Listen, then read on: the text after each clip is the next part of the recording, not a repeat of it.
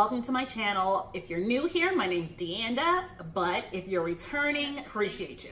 So what I want to do today is show you all the planner that I'm going to be using for 2019 and give you just a few tips on how you can be more consistent with using your planner in the year that's ahead of us. Just to give you a little bit of honest truth right at the beginning, I have struggled the past couple years so much with being consistent using my planner. It hasn't always been that way though. I've used a planner for years and years and years, and I was usually pretty consistent with using my planner. But over the last couple of years, it has just been such a struggle for me. And so I had to sit back and do a little bit of reflective thinking and figure out why have I just not been able to keep up with this thing. Before I get into those tips, let me show you my planner. So this is a planner that I'm using for 2019. Here you can see it's like a Tiffany blue color, and it has this lettering that's kind of on trend right now on the front.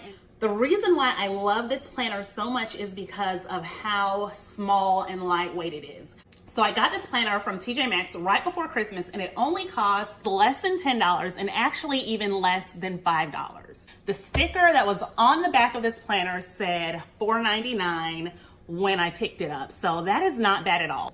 So my first thing is you want to make sure that you have a planner that's going to be very portable so that you can have it with you all the time, especially if you're a busy mom who's on the go like I am.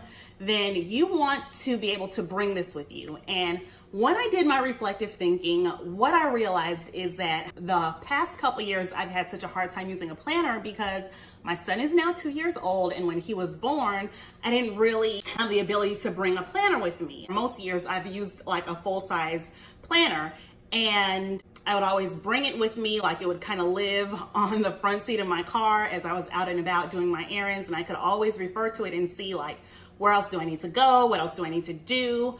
But when you have a purse, a baby bag, a baby, I didn't really have space for anything else. I couldn't carry anything else. And so I wasn't bringing my planner out and about with.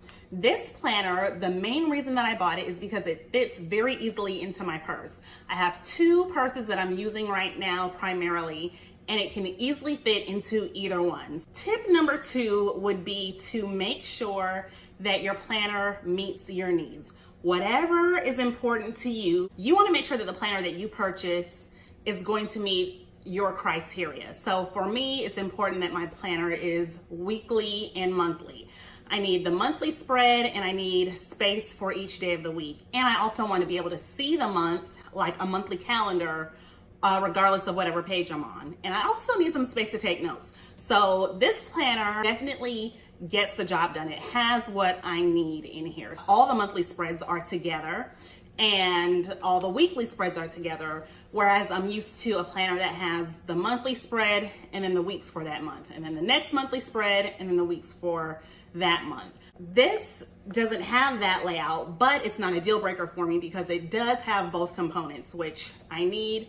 It also has a space for me to take notes if I need to, and there is a space for notes in the back of my planner. So whatever planner you're using, make sure that it meets your needs. The planner that I used last year, I picked it up because really it was cute and inexpensive, but it didn't really meet my needs. It was a vertical layout, which I'd never used before. This one had a vertical layout with the time slots on each page, which really kind of threw me off, and I did not like that at all. And so I ended up not really using it consistently. But because this has a layout that works well for me, I know that I'll be able to use this on a regular day-to-day basis, which is the purpose of a planner anyway. So what I'm doing differently now is I'm making sure that I plan my days the night before, and I work that into my routine. So every single night or evening, I'm planning the day ahead. I know some people might like plan the whole week out. That doesn't really work for me. I really need to go day by day. So before my day happens, I have the whole day planned out. I find that when I do that, I waste a lot less time, because if I end up having some extra time or free time, I'm not kind of trying to figure out like, wait a minute, what am I supposed to be doing now? Which I feel like in 2018, I spent a good amount of time kind of spinning my wheels and not having the best grasp on my time, because I wasn't really planning my time. And so a lot of it just ended up getting wasted away. But now I am committed to planning to plan. I work it into my daily schedule, my daily routine to plan, which I also have my daily schedule in the front of my planner, so I can always refer to it and see what I should be doing at any given time of the day during the weekdays. So those are my tips for how you can stay more consistent in using your planner on a regular basis. And if you have any other tips for being more consistent with planning, I know there are a lot of planner babes out there. I'm not really like into the whole planning world like that, but I definitely wanted to be more intentional about planning this year so that I'm not wasting so much time. So like I said, if you have any additional tips, go ahead and leave them down below in a comment, because I would love to hear how you stay consistent in using your planner. Thanks a bunch for watching, guys.